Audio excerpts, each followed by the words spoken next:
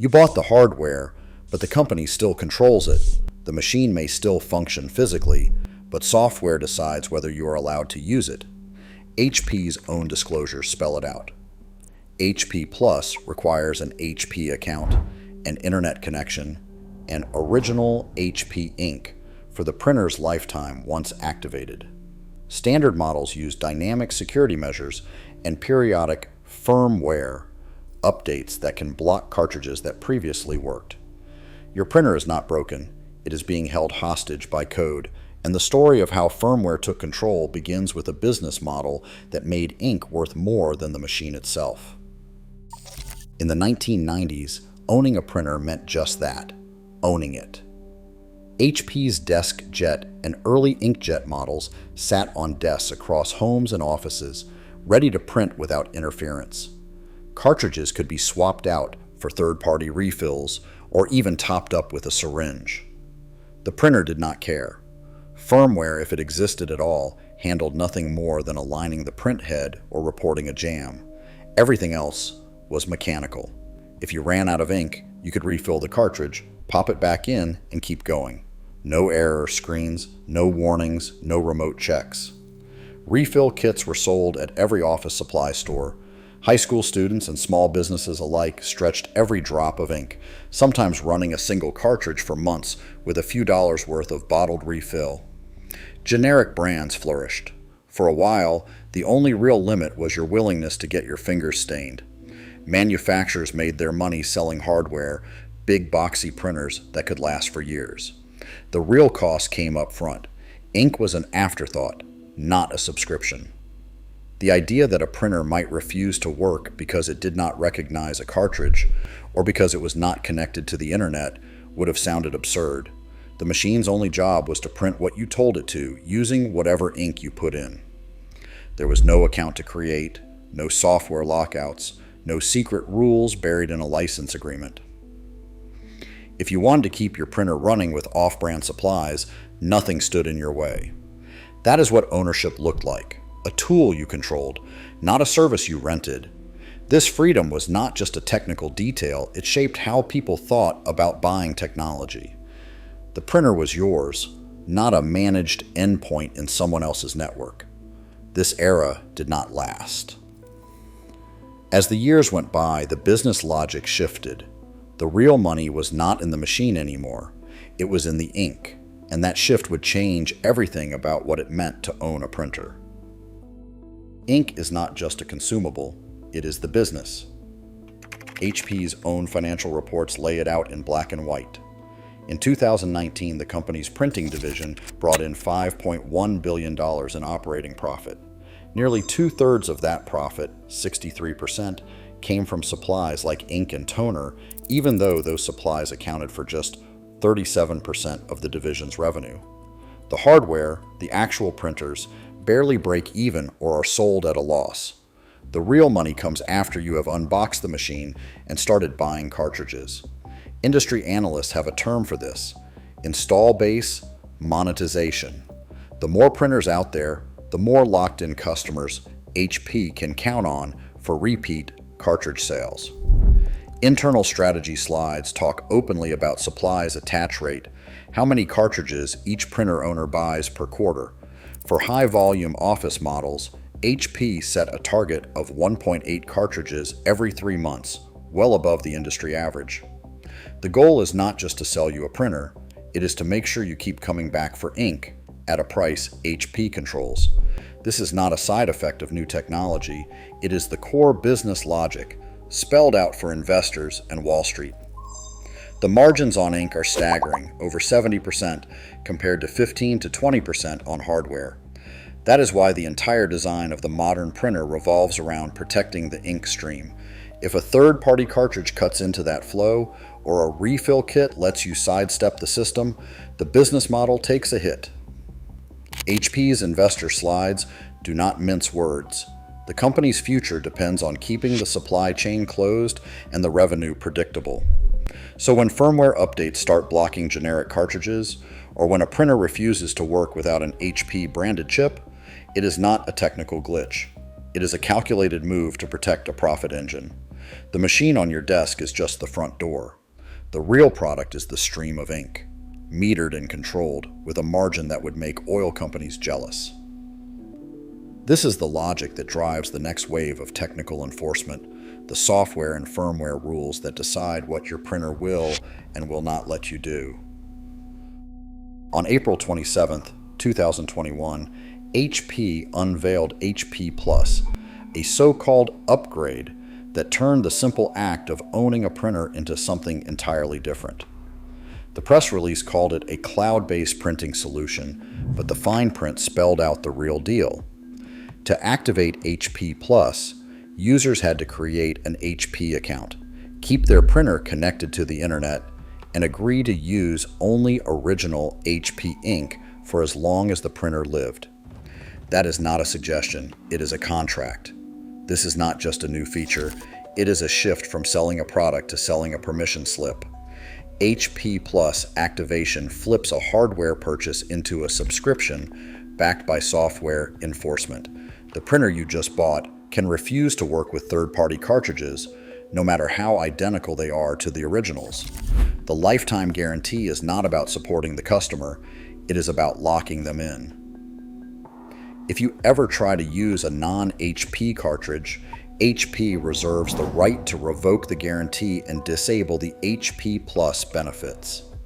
The policy is embedded in the firmware, tied to your HP account, and enforced every time the device checks in with HP servers. The promise of never running out of ink comes with a catch. Once HP Plus is activated, the printer becomes a managed endpoint, not a standalone machine.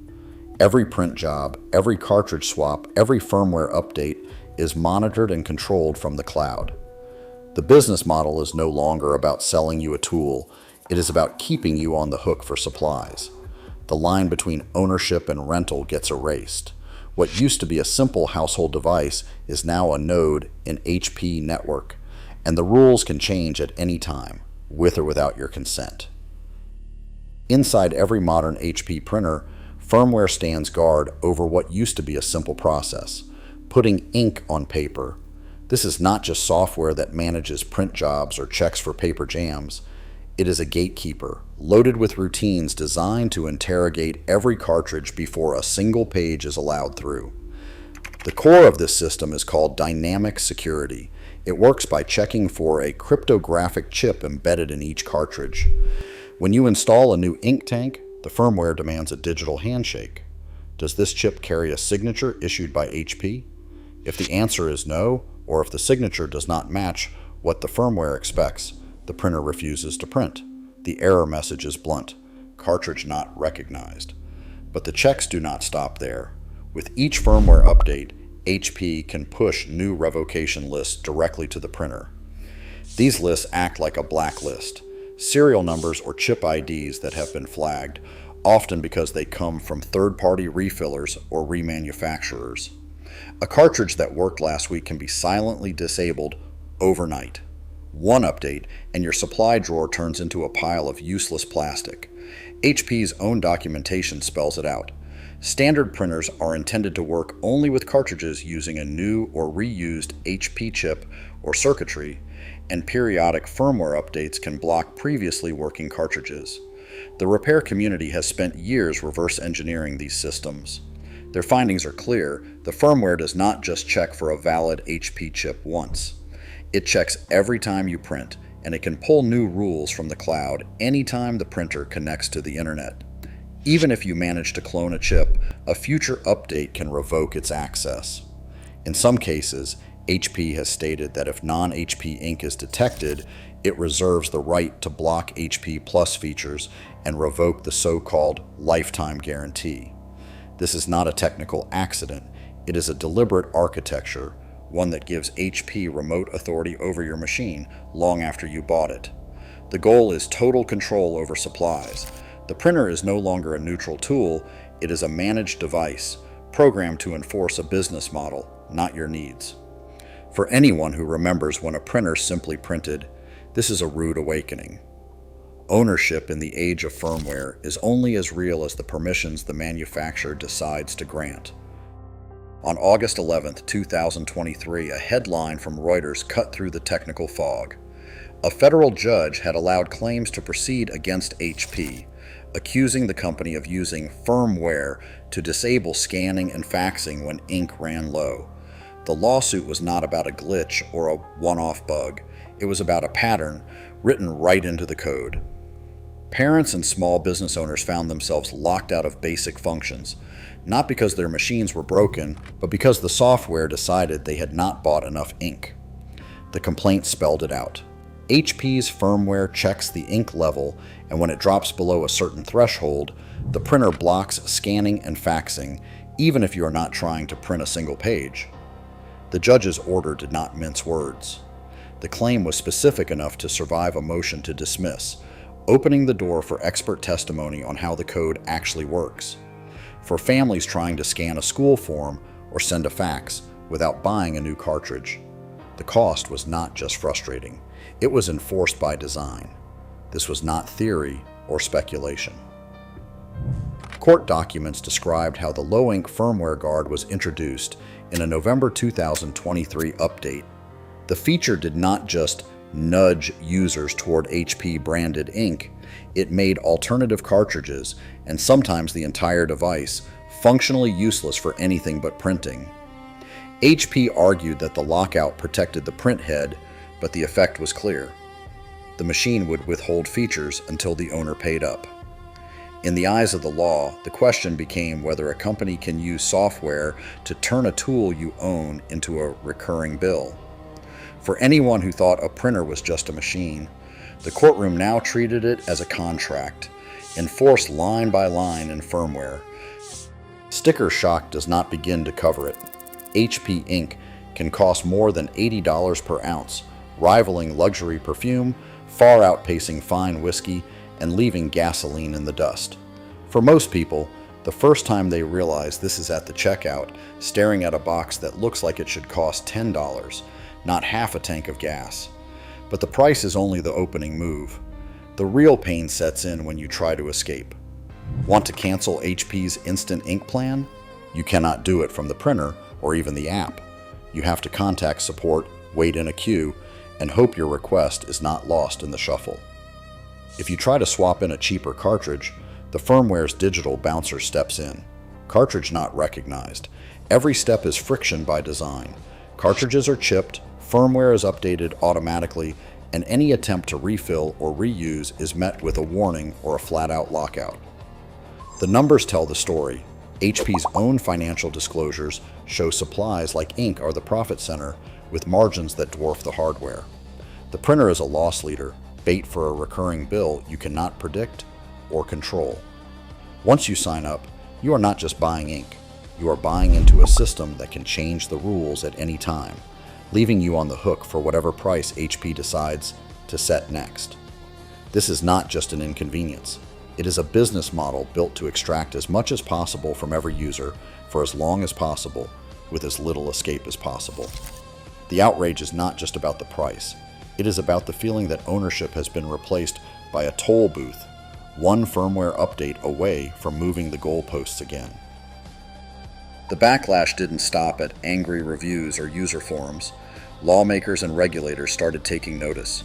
In 2022, the European Commission opened an antitrust investigation into printer manufacturers, including HP, questioning the legality of using firmware to force customers into buying brand-name cartridges.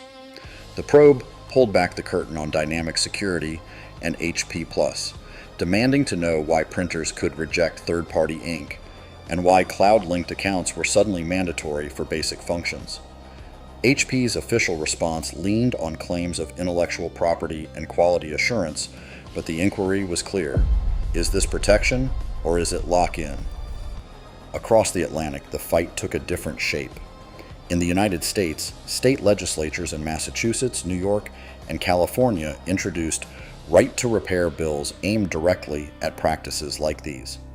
The bills called for companies to provide repair manuals, diagnostic software, and spare parts, not just for the hardware, but for the software that controls it. HP responded by spending $2.4 million on lobbying in 2023 alone, pushing for carve-outs to keep cartridge authentication and firmware restrictions out of the new rules. The company argued that opening up firmware would threaten security and intellectual property, but repair advocates saw a different motive: keeping control over every drop of ink long after the printer leaves the store. Nathan Proctor, a leading right-to-repair advocate, put it bluntly: if you can't choose your own ink or fix your own machine, you don't really own it. For the first time, the question of who controls your printer was not just a technical debate. It was a matter for lawmakers, regulators, and the courts. The momentum was shifting. The old model of hands-off ownership was under threat, and the people pushing back were not just frustrated consumers, they were building a case for real change. The scale of the problem goes far beyond the checkout counter. Locked-out printers don't just drain wallets, they feed a global avalanche of electronic waste.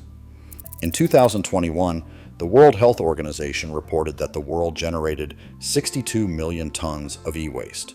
Only about 22% of that mountain was formally collected and recycled. The rest, over 48 million tons, ended up in landfills, incinerators, or informal dumps, where toxic metals and plastics leach into soil and water. Printers, once designed to last for years, now often land on the scrap heap after just 3 or 4. The average lifespan has dropped by half since 2005, a collapse driven in part by firmware lockouts and cloud-linked obsolescence. The numbers behind each discarded device are sobering. According to a 2023 EPA life cycle assessment, a single printer tossed out contributes roughly 150 kilograms of carbon dioxide equivalent, about the same as driving a car 500 kilometers. Every time a firmware update blocks a perfectly functional cartridge, users face a choice: pay the premium for a new branded ink tank or give up and junk the machine. Many choose the latter, especially when scanning, faxing, or even basic printing gets disabled. Locked firmware makes refurbishment nearly impossible. Recyclers often classify these devices as non-functional, sending them straight to landfill. Environmental researcher Dr. Leila Sandoval calls it a manufactured crisis. She points to the pattern. Each time a security update rolls out, we see a spike in discarded printers, many of them less than 2 years old. The software, not the hardware, decides when the machine dies. The real waste isn't just plastic and metal, but the deliberate design that turns every printer into a ticking e-waste bomb. What started as a business model to protect ink profits now threatens to bury us under mountains of avoidable trash. Today, buying a printer means signing up for a supply chain you do not control. Firmware updates can change the deal after you have paid, locking you into a system built for corporate profit, not your convenience. As software eats ownership, your hardware becomes a hostage. The question now is, how much of what you own do you really control? Let us know what you think in the comments below. If you're tired of products that fail before they should, subscribe. This channel is about exposing the design choices that made everything worse and finding what's still worth buying.